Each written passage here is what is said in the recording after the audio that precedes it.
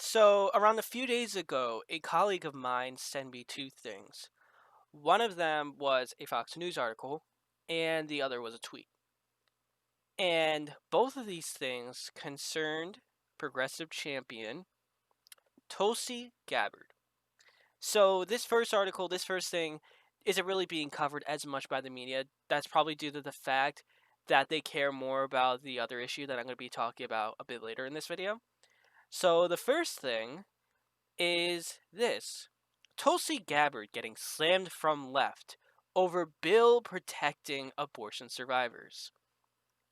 Representative Tulsi Gabbard, Democrat from Hawaii, is facing a wave of backlash from the left after she introduced legislation designed to ensure infants receive proper care after surviving abortions.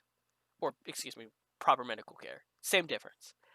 So, and introduced on Tuesday, the amendment bore resemblance to another born alive bill that House Democrats rejected earlier this year. And this tweet that they linked, this essentially, summarizes it. Tulsi Gabbard also introduced a redundant bill that claims to protect infants in the small rare cases they are born after attempted abortions. Excuse me. Even though infants are already legally protected. But in fact, it just criminalizes doctors, vilifies women, and fearmongers about abortion. So yeah, this basically explains it. So this bill would quote unquote provide proper medical care after surviving abortions.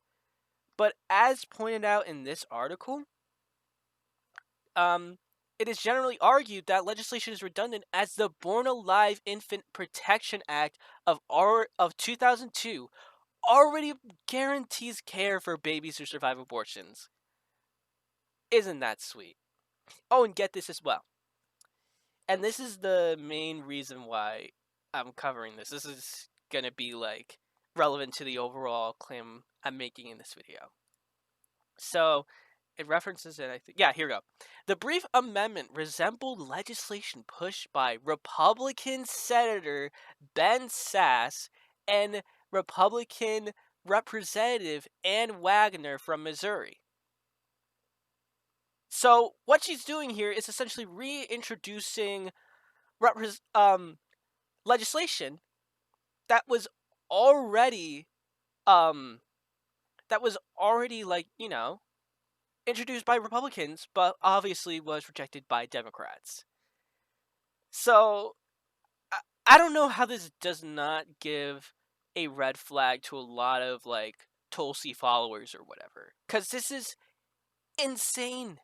This is insane already in itself. But then we also have this. New. Hawaii Representative Tulsi Gabbard introduces bill called Protect Women's Sports Act, which would clarify Title IX protections to be based on biological sex, which would impact transgender athletes participating in athletic programs for women and girls. So, yeah, this is on top of this, you have this essentially transphobic legislation that she also wants to introduce. And of course, this got more backlash because the media is generally more, or people just in general care more about LGBT issues now than they do about abortion issues, because that's more 2016, 2000 shit. And of course, she got a lot of backlash for this because this is obviously transphobic, because this would, well, first of all, why are they only, if they're gonna clarify Title IX protections to be based on biological sex, why are they specifying women and girls? I wonder why. Why not? Why aren't they also talking about women that transition to men? Oh, it's because of this ongoing transphobic narrative that for some reason, when you automatically go from a man to a woman, when you transition from from male to female, you automatically, just beat the fuck out of everyone in sports automatically, no matter how unathletic you are, no matter no matter your body frame, this ongoing narrative that no matter what, transgender people beat the fuck out of um cis people every single time, which is really funny to me because there's been an overwhelming, and I mean overwhelming amount of research that suggests the opposite, that trans people are like regular cis people, where some people dominate, some, men or women dominate, cis men and cis women dominate, some are shit, and some are okay. That's the same with transgender people, transgender men and women. Some dominate, some are meh, some are terrible. I don't know why this is so hard, but apparently, I don't know. Tulsi doesn't just doesn't happens to know nothing about this, cause she later, hold on, let me get this up. She also, because obviously she got a lot of backlash for this, and she goes on to keep making these transphobic talking points. My Protect Women's Sports Act simply protects the rights and interests of girls and women who participate in the sport so they compete on a level playing field. Denying biological differences between men and women undermines the reason why Title IX was created in the first place. It is based on science. It safeguards equality and ensures a level playing field, blah, blah, blah, blah, blah, blah. It upholds Title IX's original intent, which was based on the general biological distinction. So, wait, get this. So, the original intent was for Title IX to be based on biological sex? So why the fuck are you making a bill that clarifies it's based on biological sex? The hell? That makes no sense at all. It was created out of a recognition of a biological distinction between men and women. No one is doubting men and women have some different characteristics. But you're also denying the science and the overwhelming amount of evidence that shows that, how are we doing on time? Not bad. That shows that men and women, some trans athletes, or in this case trans women, because we got to clarify that, some trans women dominate, some are meh, some are shit. It's just like a normal person. But yet these people are trying to justify this as they're trying to say that trans people are not valid, essentially. They're not. What I mean by that is they're not. Trans women aren't women and trans men aren't men. That makes no sense to me. And I think it's obvious why she also introduced this. Huffington Post reports a similar bill was introduced in the Senate earlier this year by robot and Senator Kelly Loeffler. So, for the second time in a row, we are seeing. By the way, these bills were introduced literally at the same time. She literally jammed them into the House. She jammed them in, even though the House session is going to be done within less than a month. At least this one. So she's trying to jam these in. Both of these bills, which again I reiterate, were introduced by Republicans.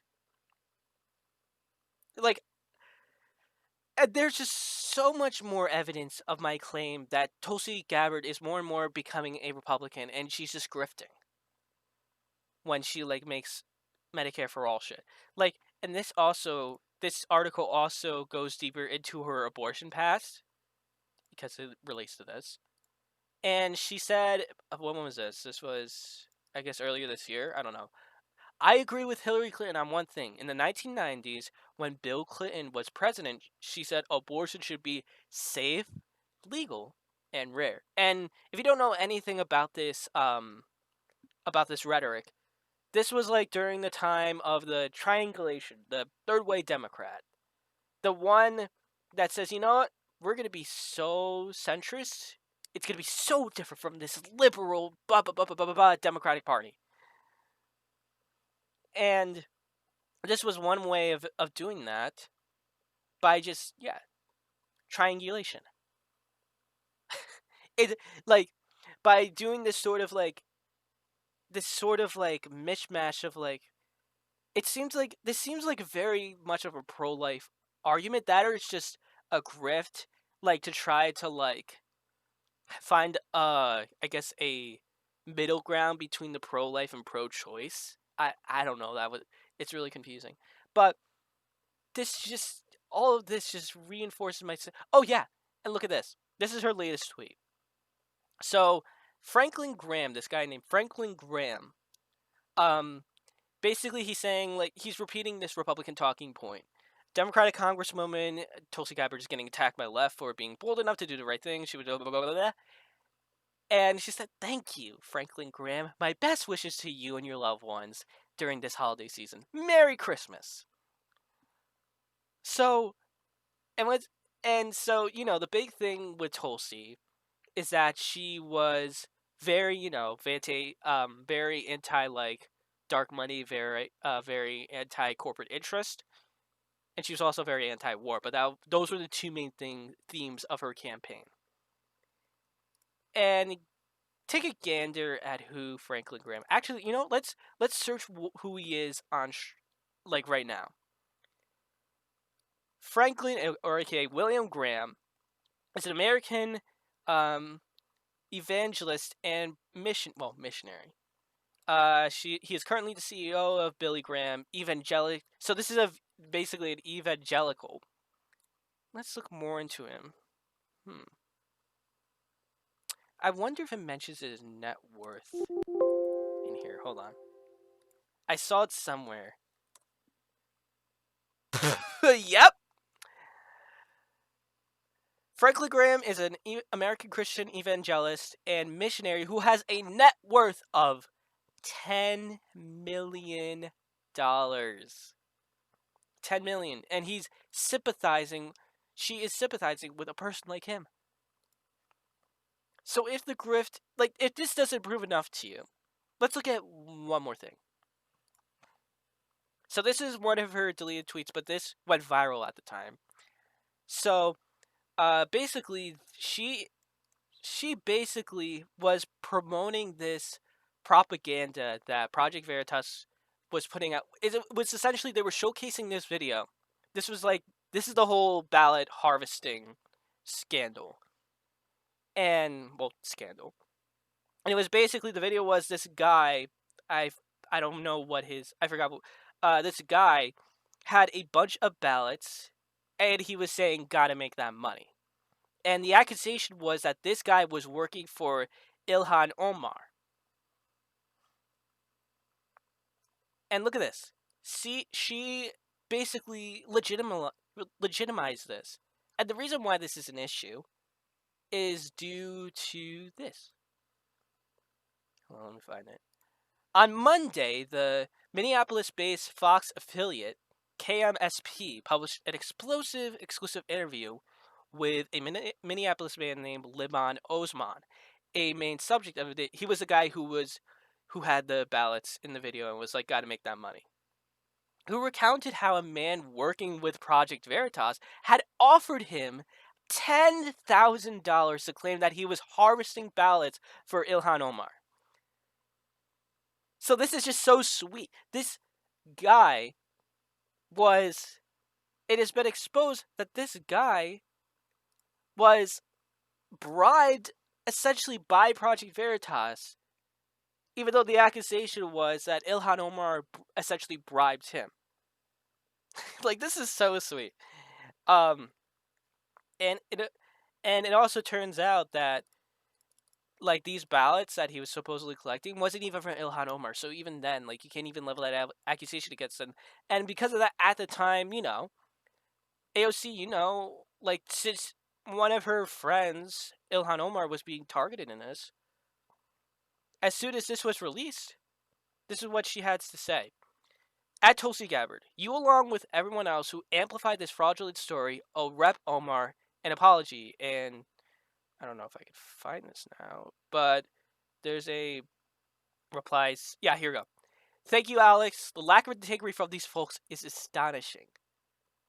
So literally, Ilhan Omar is calling out Tulsi for having a lack of integrity. And you know what?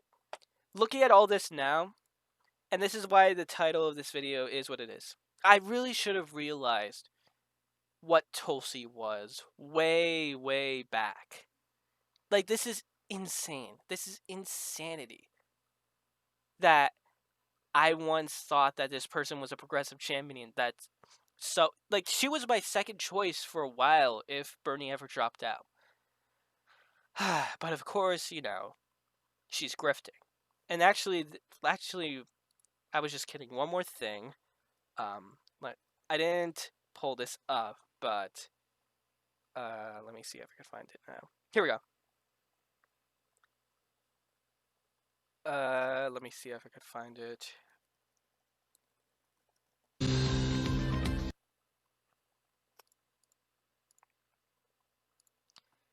Okay, sorry, I can't find it right now, but essentially there was an article that someone that I saw somewhere, and I can't find this right now for some reason. She essentially said recently that, and you could probably find this on your own, that essentially she doesn't think Biden isn't better than Trump. Like, come on. If you're staying at all, you would know that, yes, Biden is definitely not that good.